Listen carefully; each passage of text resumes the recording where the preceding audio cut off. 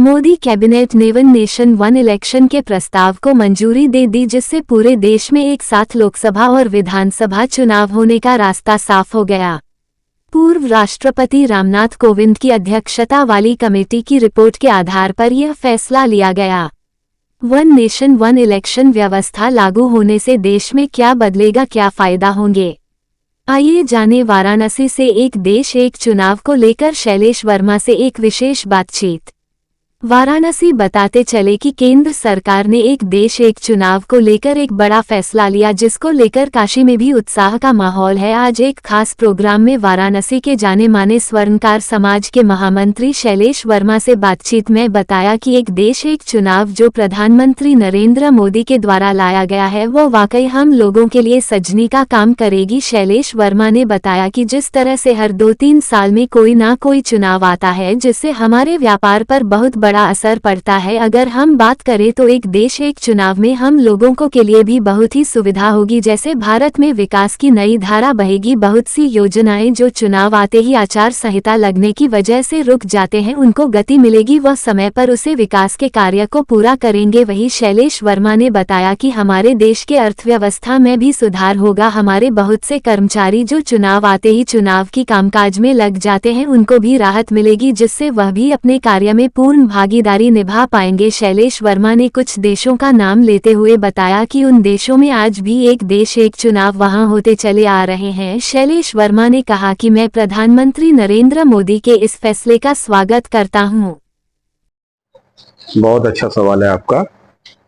ये one nation one election, ये हमारे देश के प्रगति में बहुत बड़ा मील का पत्थर साबित होगा। इससे देश के विकास को गति मिलेगी, क्योंकि बार बार चुनाव होने से बहुत सारी योजनाओं के लिए रुकावट पैदा होता है और बहुत सारी योजनाओं को विपक्षी ये चुनावी रंग दे देते हैं। जैसा कि प्रधानमंत्री जी ने 15 अगस्त को लाल किले से इसका उन्होंने उल्लेख भी किया था कि वन नेशन वन इलेक्शन होना देश के प्रगति में बहुत बड़ा सहायक होगा।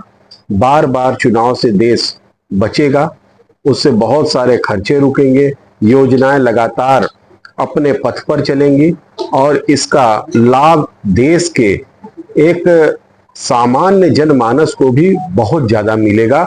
वन नेशन वन इलेक्शन होने से हमारी जो बहुत सारी एजेंसियां हैं, पुलिस की हैं और सीआरपीएफ वगैरह, इतनी बहुत सारी एजेंसियां हैं, बहुत से हमारे सरकारी कर्मचारी हैं जो चुनाव की ड्यूटी में लगे रहते हैं, वो अपने कार्य से विरक्त हो जाते हैं। वो अपने कार्य को बहुत ही आराम से कर पाएंगे और उसके लिए उनको समय भी मिलेगा। और वन नेशन वन इलेक्शन से हमें जो सबसे बड़ा हमारे देश को फायदा होगा, वो हमारी अर्थव्यवस्था बहुत ज्यादा सुदृढ़ होगी।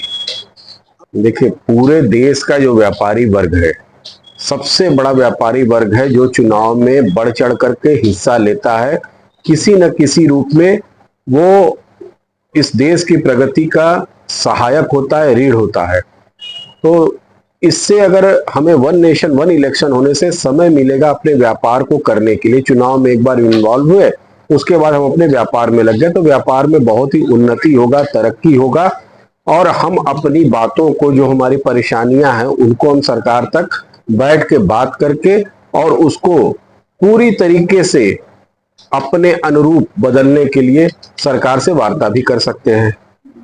विकास आज के दौर में जो वर्तमान की सरकार है हमारे प्रदेश की और हमारे केंद्र की, आप देख लीजिए, वो पूरे राष्ट्र में विकास में लगी हुई है, लेकिन बहुत सारी परियोजनाएं ऐसी हैं जिसको 1 साल में पूरा होना चाहिए, वो 2 साल लग जा रहा है। सिर्फ कारण ये हो रहा है कि बीच बीच में कहीं ना कहीं देश में हर 3 महीने 6 महीने पे चुनाव होता ही रहता है।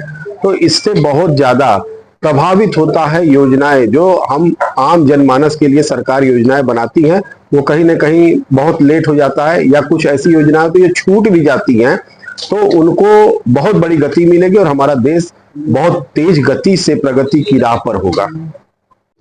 हाँ, ये सबसे बड़ा इसका टेक्निकल जो रोड़ा है वो फंसेगा। इसमें क्या है, देश को आगे आना पड़ेगा।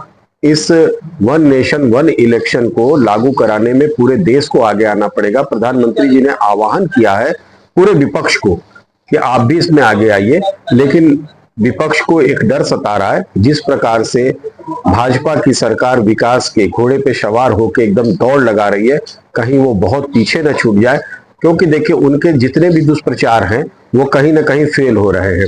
उनका कहना है कि योजनाएं फला व्यक्ति के लिए है, फला वर्ग के लिए है, लेकिन जबकि हकीकत धरातल पर यह है कि जो भी योजना आती है वो पूरे देशवासी के लिए होता है। जम्मू कश्मीर में आप उठा के देख लीजिए, वहां पर भी जितनी जनता रहती है उनको वहां से 370 हटने के बाद जिस प्रकार से शांति मिल रही है, जिस प्रकार से पर्यटकों का आवक बढ़ा है जम्मू कश्मीर में, वहां रोजगार नए नए मिल रहे हैं, वैसे ही देश में जो प्रधानमंत्री जी की जितनी योजना है, आवास की योजना हो, हर घर में जल की योजना हो, सब पूरे देश को मिल रहा है।